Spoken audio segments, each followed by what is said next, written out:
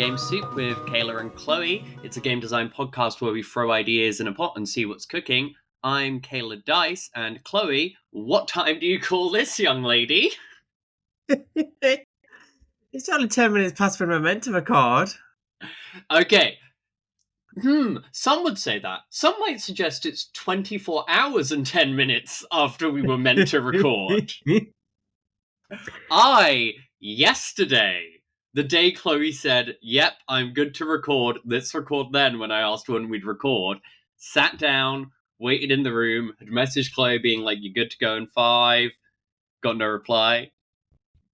Was sort of getting like 5 minutes after, still had no reply. I called Chloe, and now do you want to take over? What was your experience of this, Chloe? Yeah, so I'm coming upstairs, I'm getting ready, we're going to go for a lovely day at Durham, me and Lissa, my girlfriend, and we thought, I went upstairs to go get my phone because it had been plugged in charging, and then it's ringing. I'm like, oh, is this my work or something? Like, have I forgotten I have a shift or something? And I pick it up because it's from an unknown number.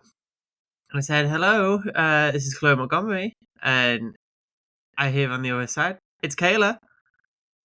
And I'm like, hello, what's up? It's like, well, I'm meant to be recording. It's like, okay.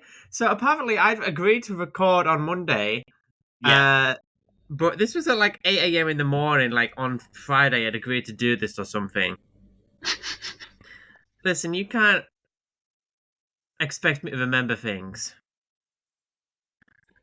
You said literally, you were like, I am free every day other than the day you were messaging me. And then I think you said like some other day, I can't remember which. And I was like, okay, let's do Monday. Because, you know, like we do release the episodes earlier on the Patreon, but like that earlier is variable depending on when we record. So I was like, let's do a sooner one. And also more lead. And I was made a fool of yesterday. But how has your week been other than, you know, ghosting a podcast co-host? Well, we went to Durham yesterday, like I'm saying. Lots of hills, but it's nice. We found lots of gay little shops and cafes. I saw multiple arts of people's personas in the wild, so, you know. Yeah, you called it Farum, right? Yeah, Farum. I don't know if there's some, like, related... I don't know, some sort of graph thing, but, like...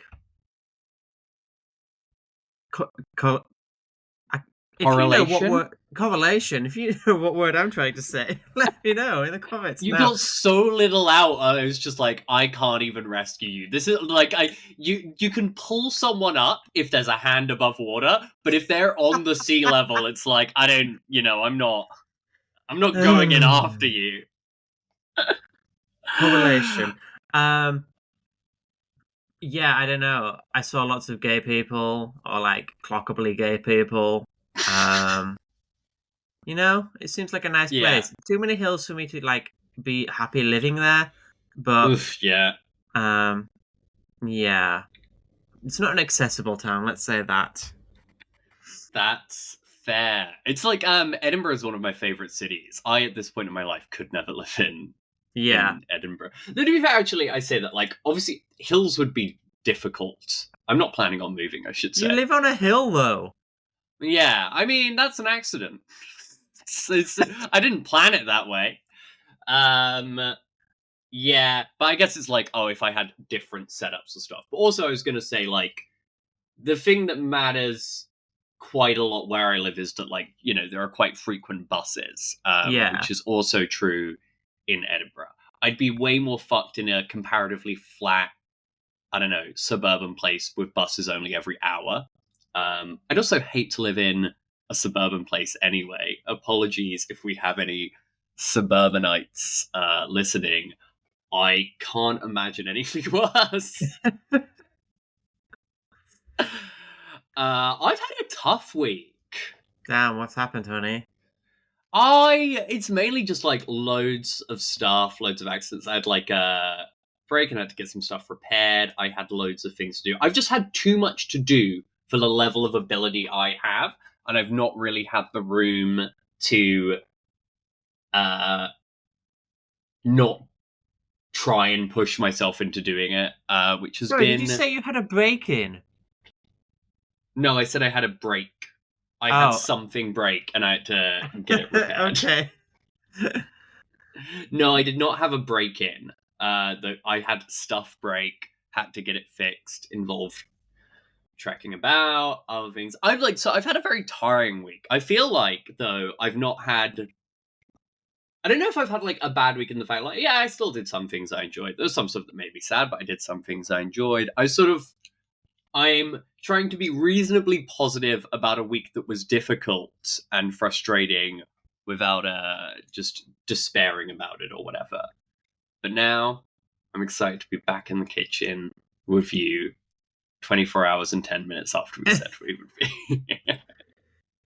So, we've successfully made it to episode 69, Kayla. We have.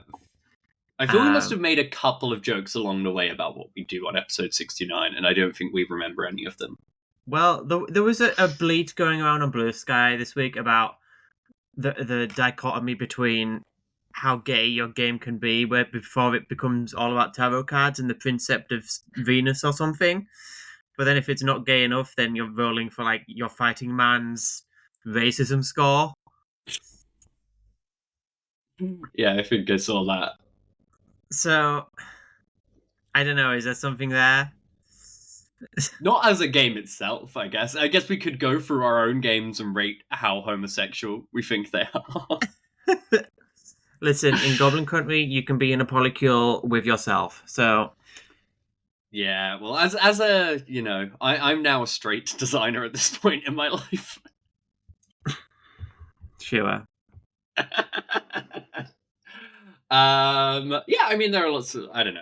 I feel more of my games are transsexual than homosexual. Yes, though. It's a X scale Y axis sort of thing. Quite a few are bisexual, I'd say. Ooh. Yeah, I know.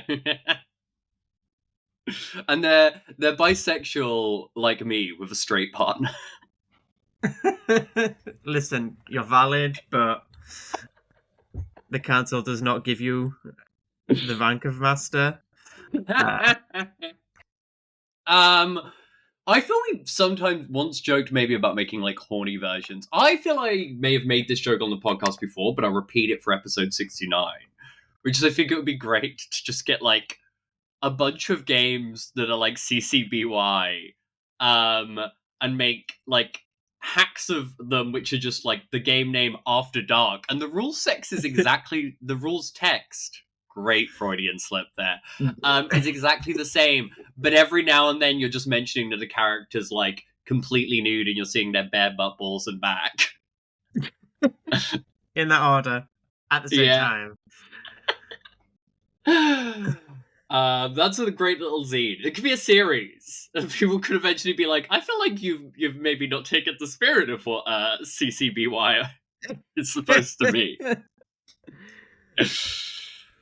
Rather than that, I feel that we should probably go to a random word generator and we can try and make it horny if we want.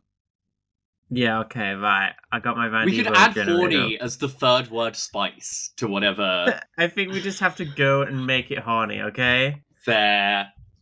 Can't force it. Oh, well, my word is timber. I have detective. So you are... Timber detective. You're a noir detective trying to find people's boners. Next words. I was gonna say there, like, timber. I was imagining, like, places that construct timber as, like, you're a detective in a town with a mill, and then I'm like, I'm reinventing Twin Peaks. Yes. Which has already got horniness in it, but I feel like for Twin Peaks, I actually did once, after I got, like, so into Twin Peaks, I played a Twin Peaks TTRPG that someone had already made called, like, Dual Pines, which I think is very good. It's, like, had a lot of interesting stuff game design-wise. But I also loved at that point that I could play a TTRPG after hyperfixating on something, so I didn't have to make a TTRPG Yes. after hyperfixating on something. I'm like, that the worm is released. This is why it's good to hyperfixate on really popular things, because the game probably already exists. Like Star Wars, I don't need to make a Star Wars game.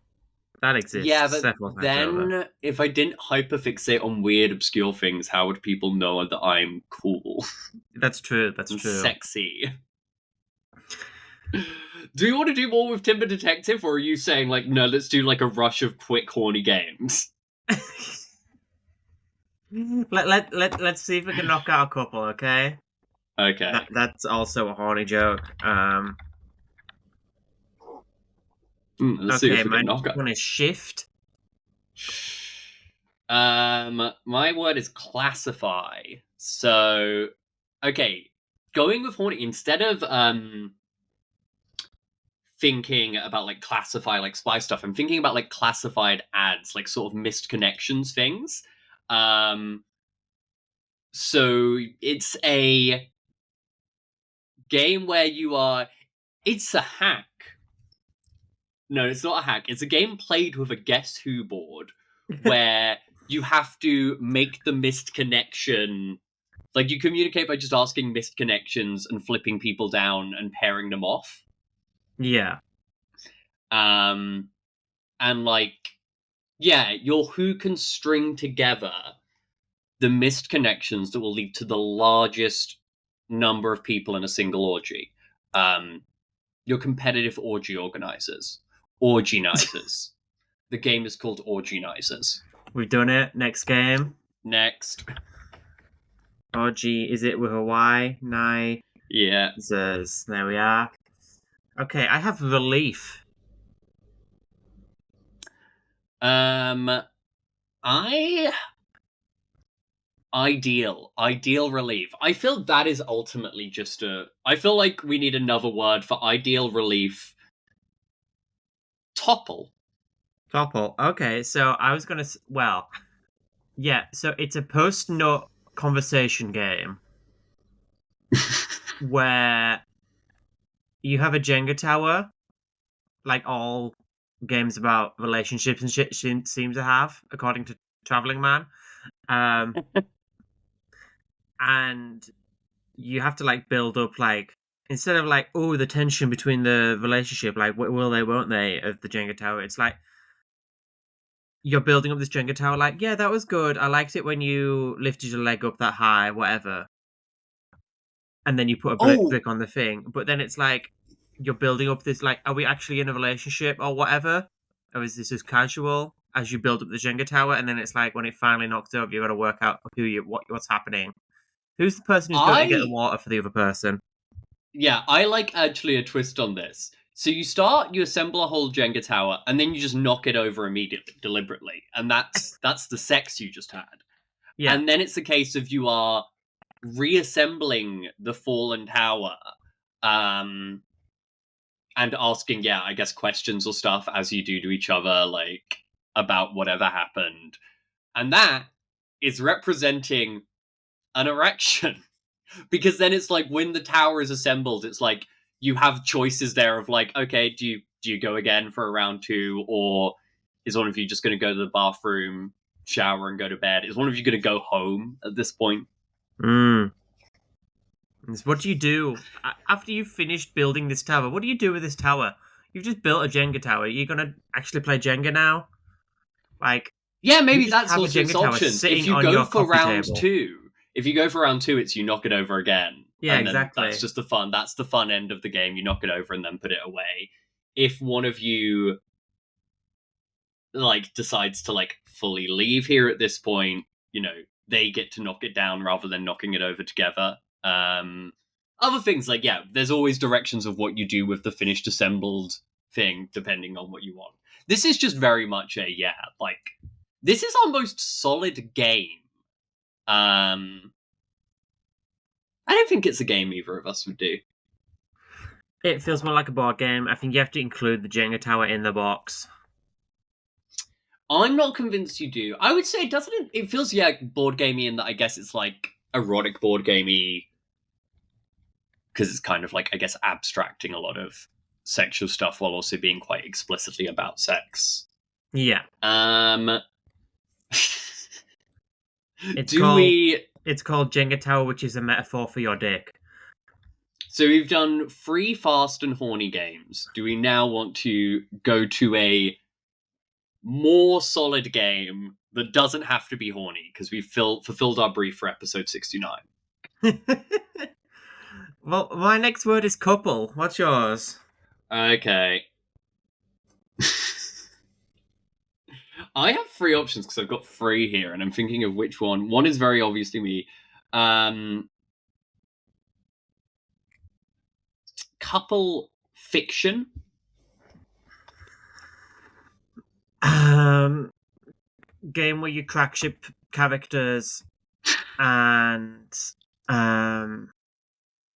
you are actually running some sort of date night where you're trying to like get together your friends from these disparate universes. And it's like, how are Chill Chuck and Karkat gonna get like layers and That pull is so you. I can't think of a more you pull of 2 fictional characters if you tried. Yeah, I like date night. It's actually, I'd say, a speed dating game. Because I then think there's maybe an element of like the egg timer or whatever yeah, being used. And so you're playing out these like turn-based conversations from a timer, and I guess it's like scoring however much chemistry you can yeah, in that time, and then that I guess decides who pairs off in the immediacy at like the dance floor section of the game.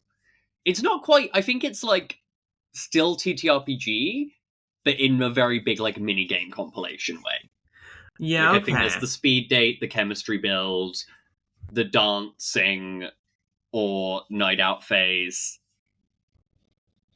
Yeah, it's like we have a bunch of mini games that represent like the development of a relationship over like 6 months or something. It's like you have this first one, which is the first minute, then you have like an hour later, then like a first date proper, and then a week later you go on another day, or like you're talking to your friends about this person, then maybe a month later, it's like you're like, are we serious? What's happening? Then I don't know, like you get these skip forwards in time, but it's like each time period has its own little game, its own little mini game.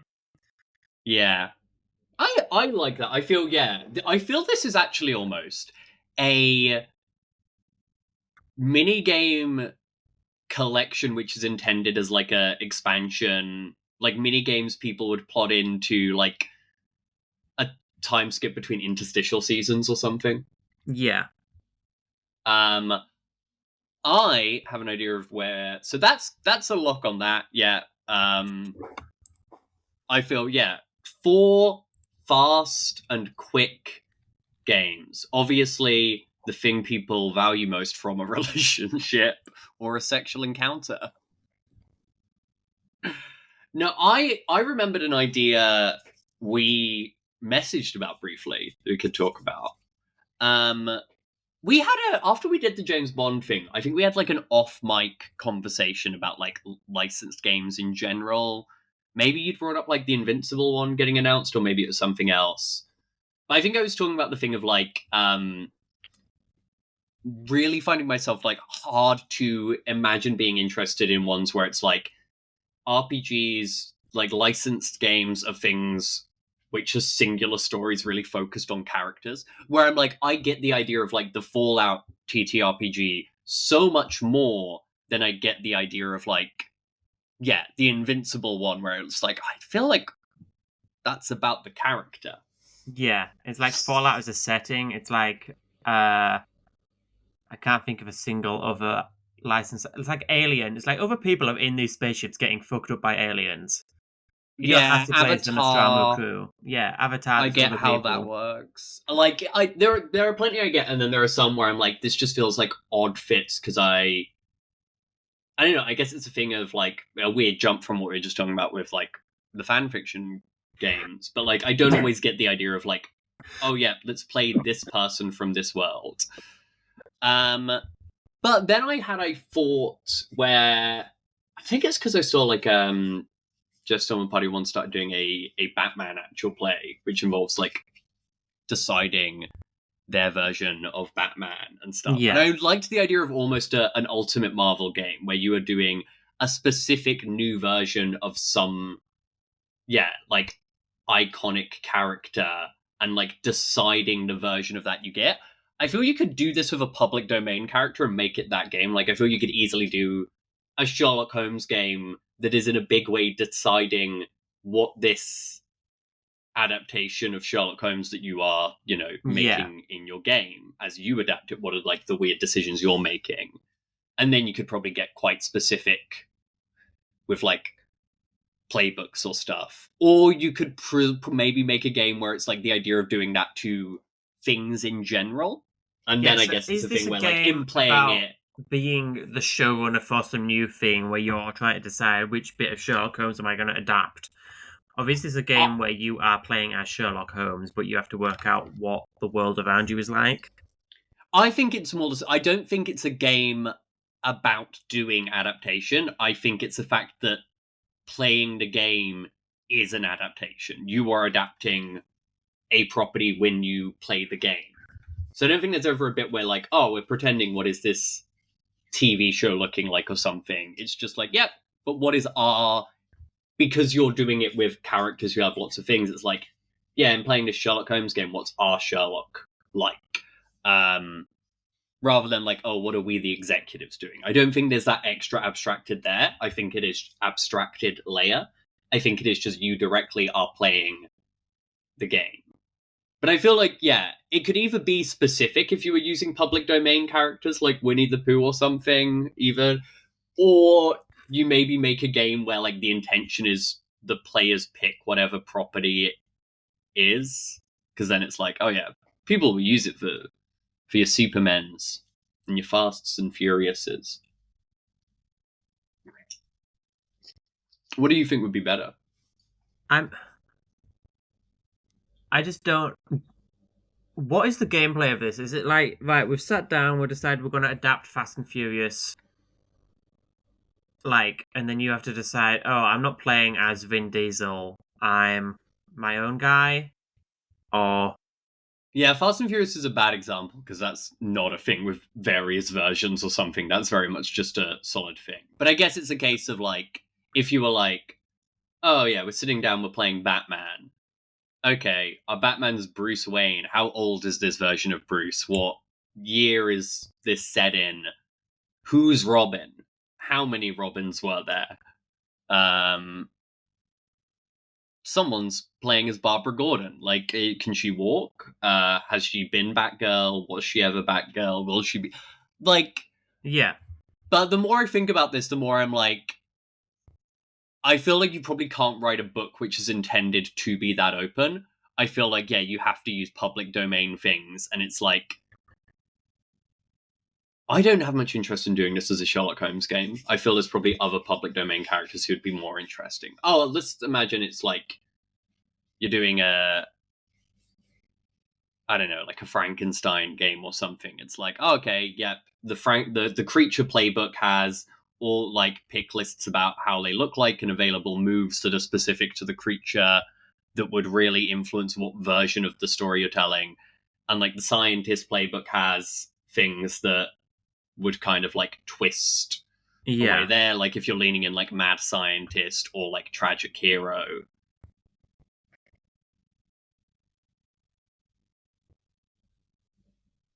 I feel what I'm proposing is a series of short PBTA like games, which are adaptations of public domain novels or characters. yeah. And I have no idea if that's a good idea or not. So you've confused me, but I would walk up to a table at a convention and be like, oh, that's cool, and maybe buy one, and then it would sit on my shelf for 2 years. I feel actually now I landed on Frankenstein. Do you remember like W.H. Arthur's superhero cinematic things they were doing for a bit? Yeah. I now love the idea actually maybe of you pick like all of the public domain things that are the Universal monster stuff. So it's like, oh yeah, this is a short Dracula game. It's for doing a Dracula story. here's the short Frankenstein game. Here's a werewolf game. That one may be harder because there's not like a property, but like a Jekyll and Hyde or whatever. And then like, yeah, just build up to your like dark universe game, which I feel would have to be a total tonal departure. Like it's very deliberately a bad crossover game. Yeah. It's like, why is the mummy meeting Frankenstein? Like, Yeah. I think it would be deliberate almost sabotage or whatever. This feels like I'm pitching now some follow-up to Fear the Taste of Blood. But like, I don't know. There's some stuff I think is interesting there. I guess in my mind, what I'm saying is I think that's what would be way more interested to me, like any kind of like superhero licensed thing. Like more interesting to me than like the Marvel TTRPG would be a Spider-Man TTRPG where it's like, cool, yeah, the Spider-Man playbook involves picking how old Peter Parker is, or if you're even playing a different Spider-Man, yeah. and you make pick list choices like, you know, did you build your web shooters? You know, there's building out the supporting cast means like people are making decisions there where they're like, well, I've picked Gwen Stacy, so she's alive. But also I'm going to try and build up to this thing that makes her Spider-Gwen in the main universe. Like, that would be more interesting to me than how I feel most superhero. Yeah, you couldn't have this be just generic adaptation of the game. It would have to be, this is the Batman game, this is the Spider-Man game, but we're going to let you build your Spider-Man universe. Yeah, I feel like what I am, ultimately pitching here is me saying, here's, I guess, how I'd do a game if I got a comic book license, a thing that will definitely never happen. So DC, hit us up. I've got Kieran Gillen in my contacts. I'll see if we can get anyone from Marvel on the horn. I don't know, is there a license you would ever sincerely want? Ooh, the Borrowers. That's fair. Fair. No, Because I feel know, like one... I'd take a good swing at a Steven Universe RPG. I guess the question for me with also would you want this license is like, on one hand, it's like, yes, you'd obviously get like, it would probably pay very well and it might be fun. It's definitely going to get like more negative attention than any other thing you'd ever write. Yeah. Well, there's one. Magic the Gathering, the RPG, published by WotC. There we go. Give me the money, baby. That's the thing, yeah, like, I'd almost definitely never... like, if I was in some position, I wouldn't turn down that money. But I'd also be like, oh god, that would be a lot of pressure. And while also being maybe...